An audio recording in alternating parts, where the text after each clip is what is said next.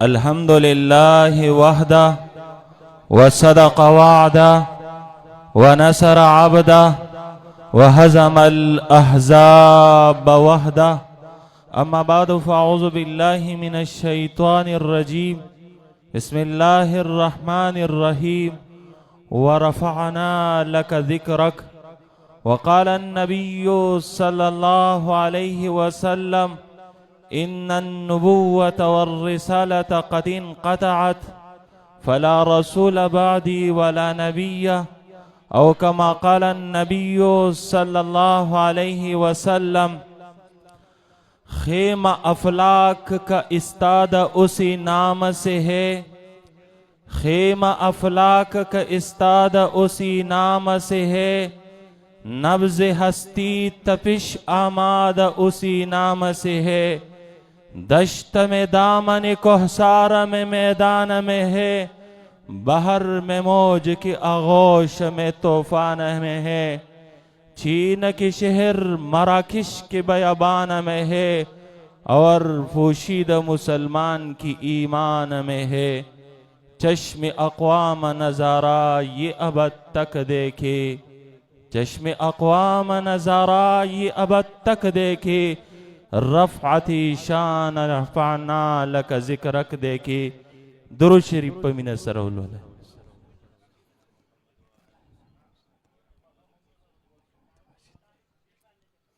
قابل قدر علماء کرام دا عالمی مجلس تحفظ ختم نبوت تحصیل تنگی پروانو او دا محمد مصطفیٰ صلی اللہ علیہ وسلم عاشقانو فدایانو، زمانگا استاسو دا پارا دا لوی او عظیم و خوش خدمتی دا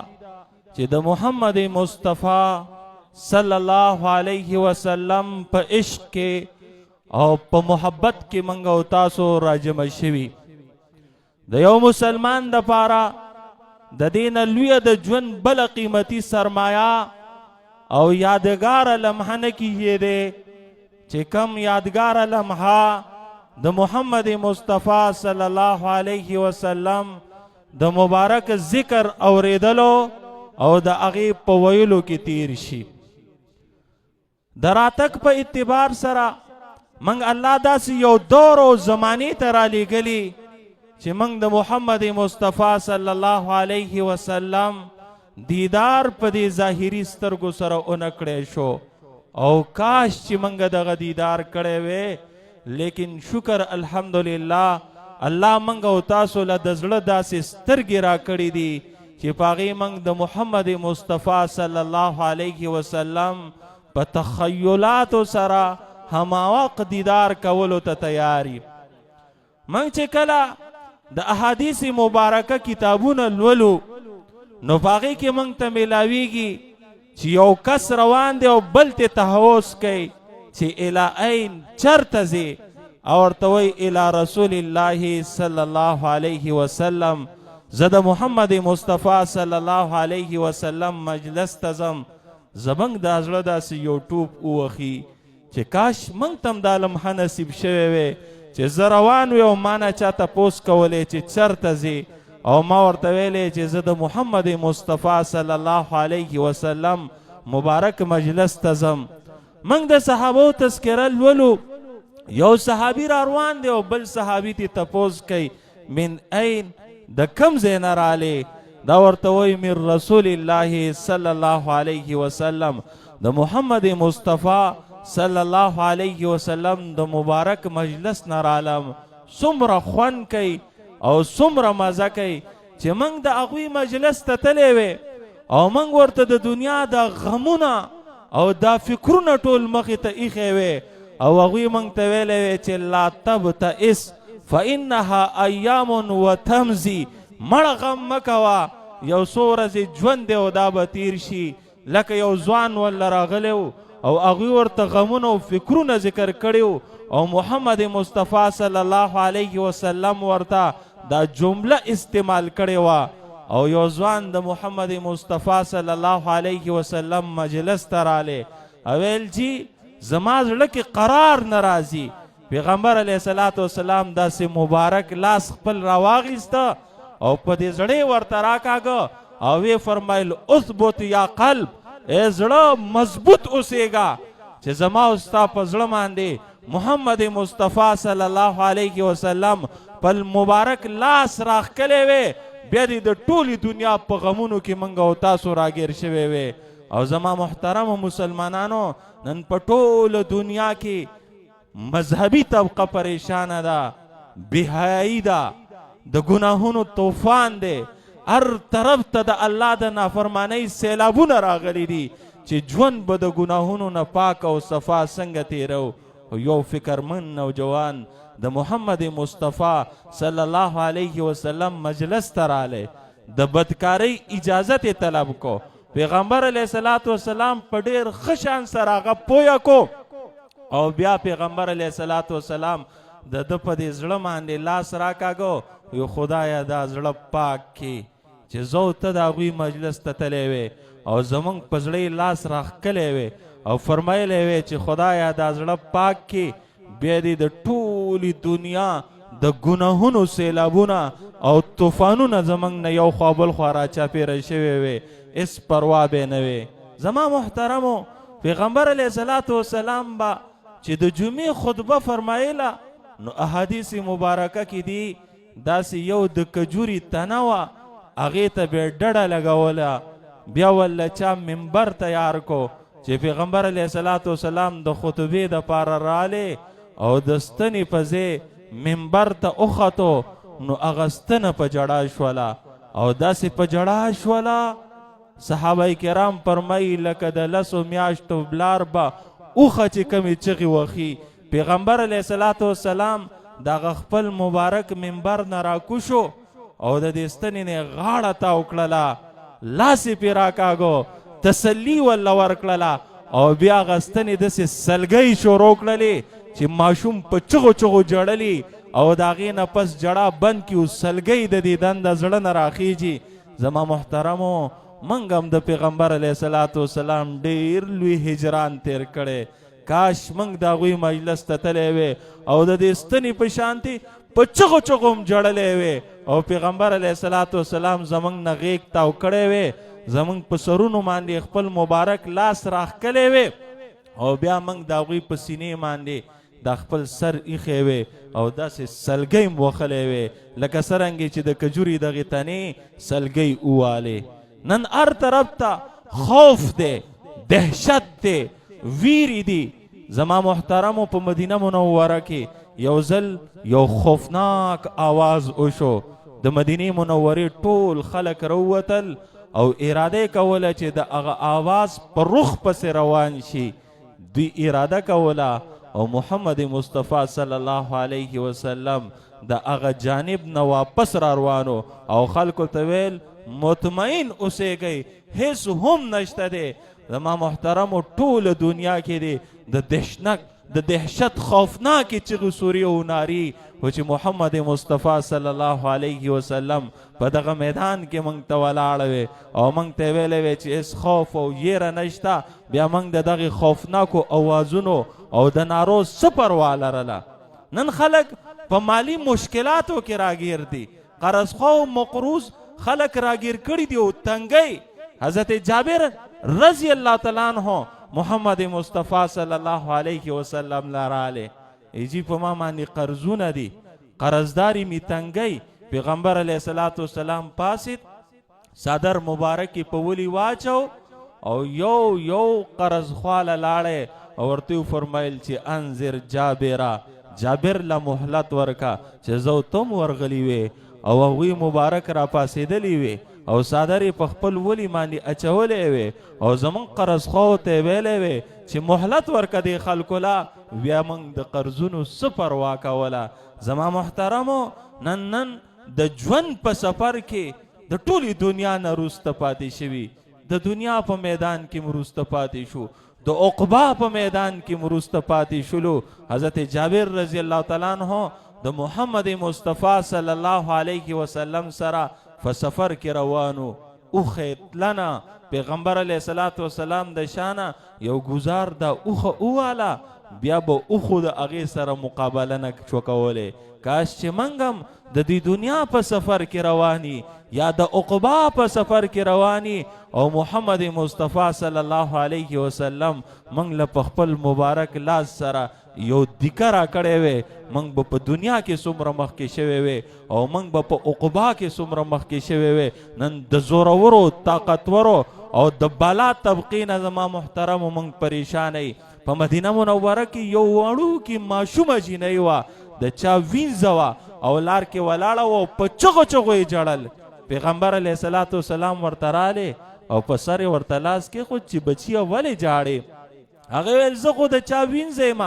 او څه کار پسې لیږلی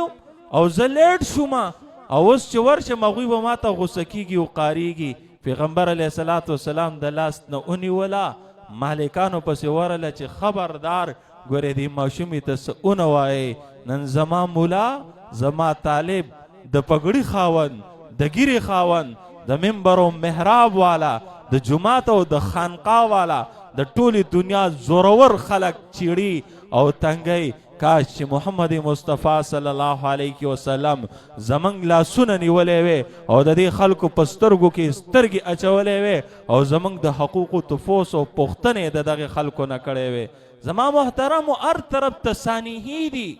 حادثات دي، غمونه دي، د مذهبي طبقې جنازې پرتې دي، په روډونو کې په سپینه سبا او ورځ باندې خلک ایشتلی کېږي او د تپوس او د پوښتنې څوک نشته دی. پیغمبر علیه الصلاة والسلام څخه د امت دومره غم او فکر و چې په مدینه منوره کې یو ماشوم و، د هغه مرغۍ مړه شوې وه او پیغمبر علیه الصلاة والسلام رالی او د هغه سره کېناسته او د هغه تعزیت یې وکړو چې یا ابا عمیر ما فعل النغیر، ای د عمیر فلاره ستا نغیر مرغۍ څه شوله؟ زه ویم هر طرف نه دې موږ ته لاشونه پراتی، جسمونه دې ټوکړې ټوکړې او زما محترمو هر طرف ته دې د وینو سیلابونه رواني. خو چې محمد مصطفی صلی الله علیه وسلم موږ سره کېناستی او زموږ تعزیتونه یې کولې نو دا غم به د څومره خوشحالو نه ډک وی. او زما محترمو بختورو صحابه کرام چې د پیغمبر علیه الصلاة والسلام سره به په سفر کې تله، سترګو به دیدار کو او زړه به تحفظ کو. کاش چې موږ هم یو ځل د پیغمبر علیه الصلاة والسلام سره د عمرې په سفر کې تلی وی، د حج په سفر کې تلی وی، د دعوت په سفر کې تلی وی، د جهاد په سفر کې تلی وی او یو ځای کې پړاو کړی وی. پیغمبر علیه الصلاة والسلام به چې پړاو کو کارونه به تقسیم کړه، هلکه ته د اوښانو نه سامان را کوز کا، ته اوښان وسروه، ته ورله د اوبو انتظام وکړه، هلکه ته د روټۍ انتظام وکړه، ته خیمې ولګوه. او په خپله باندې به وفرمیل چې زه خشاک را جمع کوم چې تاسو پخلی وکئ. چې محمد مصطفی صلی الله علیه وسلم خشاک را جمع کړی وی او په هغې سره کم پخلی شوی وی او هغه خوراک ته موږ ناستی وی، څومره خوند او څومره مزه به یې کوله. حضرت ابو طلحه رضی الله تعالی عنہ فرمای چې د پیغمبر علیه الصلاة والسلام سره په سفر کې روان وم، جهاد یې کړی او ډېر لوی د مشقت سفر یې کړی. پیغمبر علیه الصلاة والسلام د اوښې د پاسه تشریف فرمو او خوب ولله ټالۍ ورکړله او دا سر مبارک یې داسې رو رو ښکته کېده. زه پریشانه شوم چې پیغمبر علیه الصلاة والسلام ته چېرته څه حادثه ونه رسي، نو ما دا خپله اوښه د هغوی د اوښې ته داسې نږدې کړله او دا خپل لاس مې وروړو او د هغوی د مبارک سر سره مې خوا کې کېښوده چې پیغمبر علیه الصلاة والسلام ته څه تکلیف ونه رسي. چې سترګې مبارکې کولاو شولې او زما دا لاس یې ولیده، ما ته ویل الله دې داسې حفاظت وکړه لکه د الله د پیغمبر چې تا حفاظت کړی. کاش موږ د دې خپلو وجودونو په ټوکړو سره د هغوی حفاظت کړی وی او دا جملې موږ ته استعمال کړی وی. زما محترمو مسلمانانو ورونو، ملګري ملګري تنګی، ابوبکر صدیق رضی الله تعالی عنہ ملګرو تنګ کو. پیغمبر علیه الصلاة والسلام خطبه ارشاد فرمایله او یې فرمایل تاسو زما د اشنا نه پرېږدئ، تاسو زما د دې ملګري نه ولې نه قلاریږئ؟ نن ټوله دنیا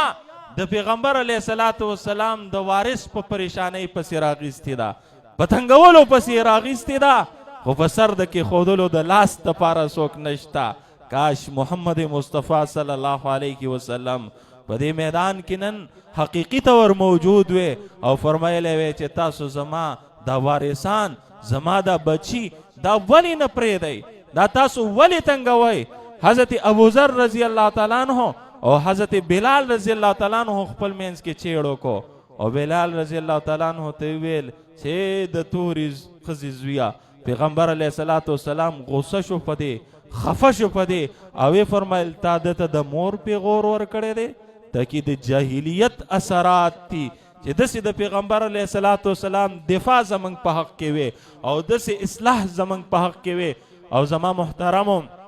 په هغه دور کې او په هغه زمانه کې چې پیغمبر علیه الصلاة والسلام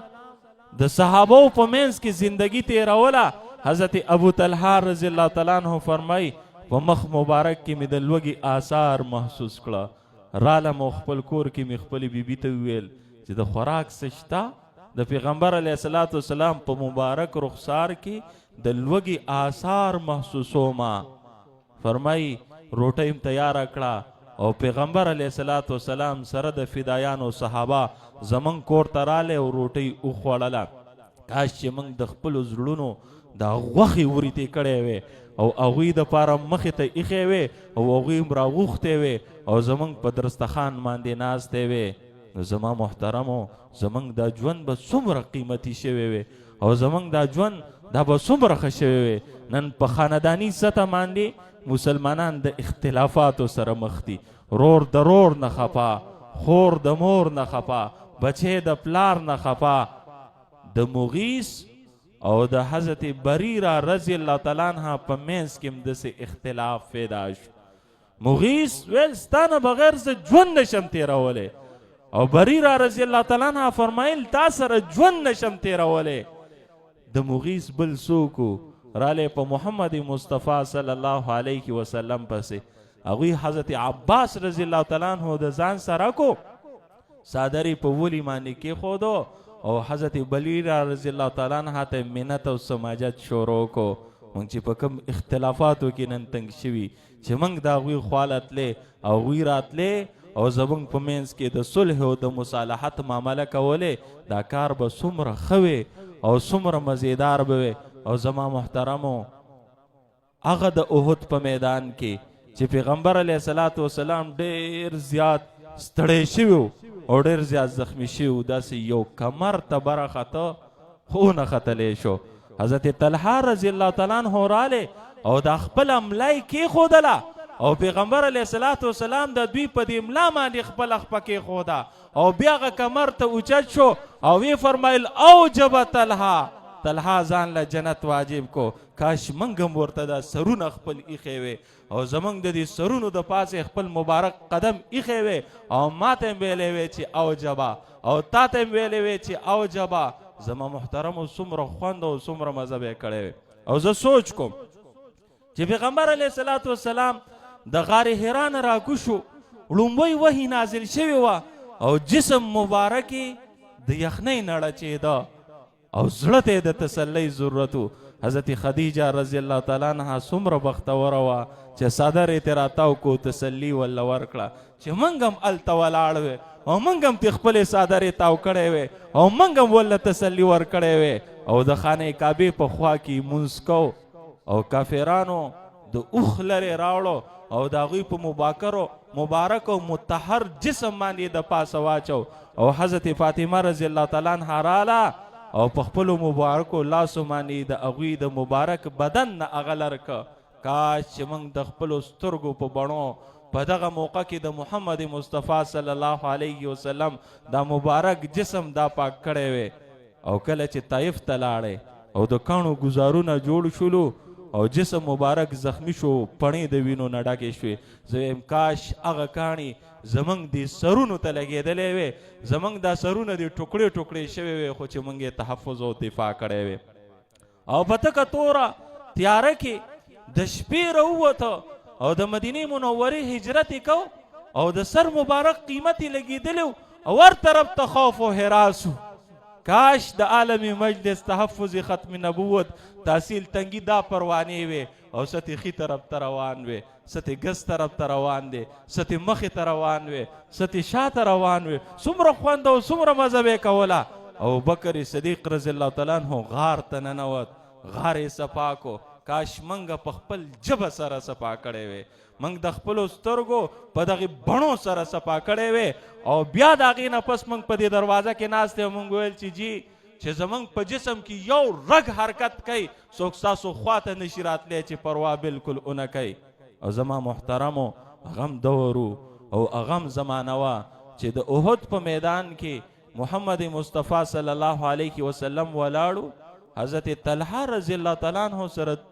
ډال نو چې د تورې کم گزار به کېده په دې لاس پې رامنې کو. دا لاس مبارک شل شو. کاش موږ د خپل لاسونه د هغې په تحفظ او په دفاع کې شل کړی وی. او حضرت ابو دجانه رضی الله تعالی عنہ مخامخ ولاړو. پیغمبر علیه الصلاة والسلام طرف ته پشتو او کافرو طرف ته سینه وه او چې غشې به راتو نو دا سینه به یې داسې اوچتوله او په دې خپلې سینې به هغه غشي کنټرول کول. او بې سوچ وکړو چې دا څه بېادبي کې پیغمبر علیه الصلاة والسلام طرف ته دې شا کړې ده او خلکو طرف ته دې مخ کړې او دغه د جنگ په موقع کې رخ بدل کو او پیغمبر علیه الصلاة والسلام طرف ته مخ کو او خلکو طرف ته شا کړه او بې شا د غشو نه ډکه شوه چې موږ هم د هغوی مخې ته ولاړ وی. اول هم دا سینې د غشو نه ډکې شوې وې، بیا هم دا شاګانې د غشو نه ډکې شوې وې. او حضرت زیاد ابن سکن رضی الله تعالی عنہ د هغوی په تحفظ او په دفاع کې جسم لهو لهان کو او چې اخري ساګانې اخیستې د هغوی په مبارکو قدمونو کې پروت و. کاش موږ د ژوند د اخري ساګانې د هغوی په مبارکو قدمونو کې اخیستې وې. او زما محترمو زه خو سوچ کوم او زه فکر کوم چې لکه منګه د حضرت زید رضی الله تعالی عنہ په شانتې ورک شوی وې، چا تختولی وې، اغوا کړی وې، خرڅ کړی وې، خو چې د محمد مصطفی صلی الله علیه وسلم مبارک خاندان منګ اخیستی وې. منګ د هغوی په غیږ کې لوی شوی وې او منګ پسې خپل حقیقي پلار او مور راغلی وې چې بچیه ما سره لاړ شه. او ما ورته ویلی وې چې زه دا درد نشم پرېښودی. څومره به یې خوند کړی وې او څومره به یې مزه کړی وې. او کاش لکه د ظاهر رضی الله تعالی عنہ په شانتې موږ په بازار کې ولاړ وې او سبزي م خرڅولې او محمد مصطفی صلی الله علیه وسلم راغلی وې او موږ نه غیږ تاو کړی وې او نارې لګولې وې چې څوک شته چې دا غلام واخلي. بیا دې موږ په حقیقي معنو کې زما محترمو خرڅ شوی وې خو چې زموږ خرڅونکی محمد مصطفی صلی الله علیه وسلم وې. زما محترمو منګ ته دا موقع میلاو نه شولې خو زړه ته سکون په دې ورکو، زړه ته اطمینان په دې ورکو چې د محمد مصطفی صلی الله علیه وسلم د ناموس او د رسالت دپاره کم جماعت تشکیل شوی دی منګه د هغه جماعت څوکیداران او سپایان شي.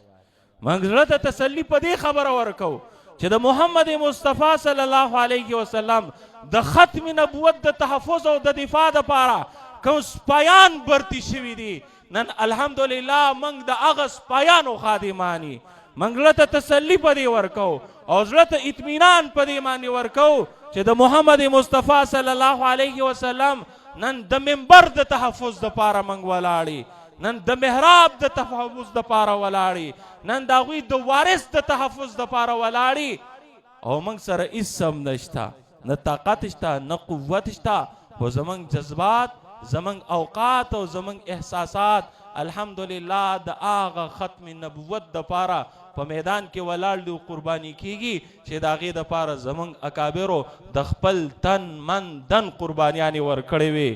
او انشاءالله موږ چې د پیغمبر علیه الصلاة والسلام د ختم نبوت د تحفظ دپاره په میدان کې ودرېږو، د مال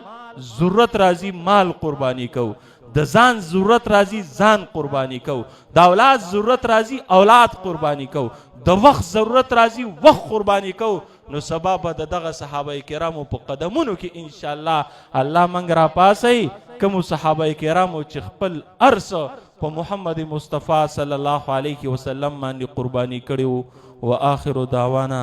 ان الحمد لله رب العالمین.